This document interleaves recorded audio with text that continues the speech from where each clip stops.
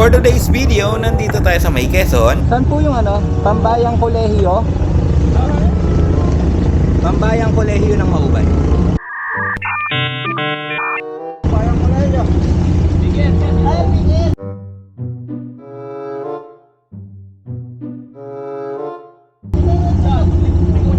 Diretso po dito. Matutugtog mo dyan. Kulay green. Thank you po. Green, mga kapit green. Pumasok na lang doon sa kabila kalatangan. Salamat po.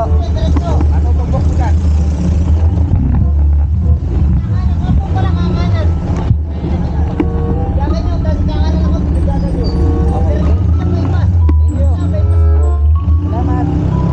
So yun nga guys, medyo nalito ako sa mga itinurong daan nila kuya. Kaya medyo tinandaan ko na lang ay kung sino ang huling nagsabi sa akin kung saan yung daan. Basta ang sabi nila sa akin is dire-diretsuin ko lang daw tong daan at kakanan daw ako pagdating ko sa dulo. Kaya titingnan natin kung anong mangyayari sa dulo, kung kakanan ba talaga o kakaliwa ako. So tara guys, samahan nyo ako.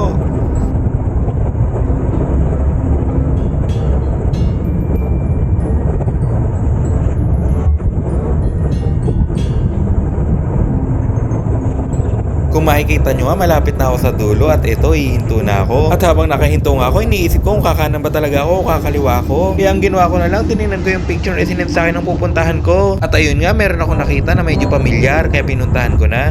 Kaya ang ginawa ko, nagpunta na lang ako sa harapan ng school para mas mabilis ang hanapan.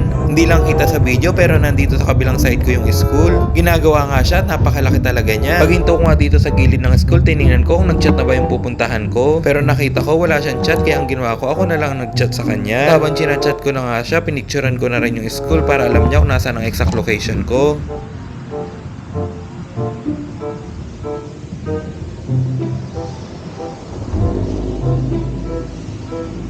At habang chinachat ko ang pupuntahan ko, hindi ko napansin si kuya nakatingin pala sa akin. Tapos parang may biglang tumawag sa akin kaya napatingin ako sa may likod.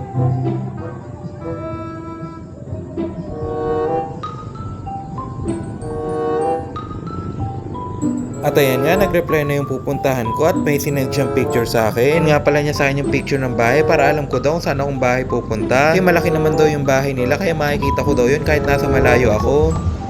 Ito na po yan Pambayang Kolehiyo. Po. Ospital. Akala ko lang pala na school yan, nun pala ospital yan. Sa likod pala niyan yung school.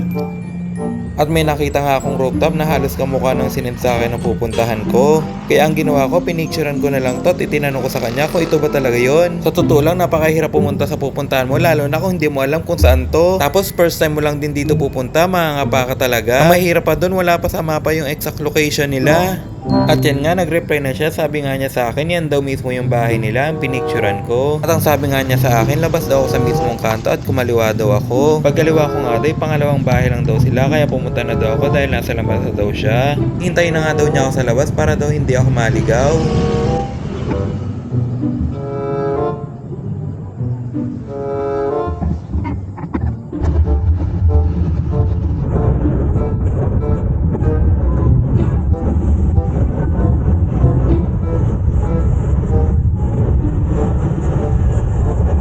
At ito nga, nakita ko na siya, nasa labas siya ng bahay nila, tinihintay niya ako. Nagulat nga siya dahil hindi niya in-expect ganito pala yung suot ko.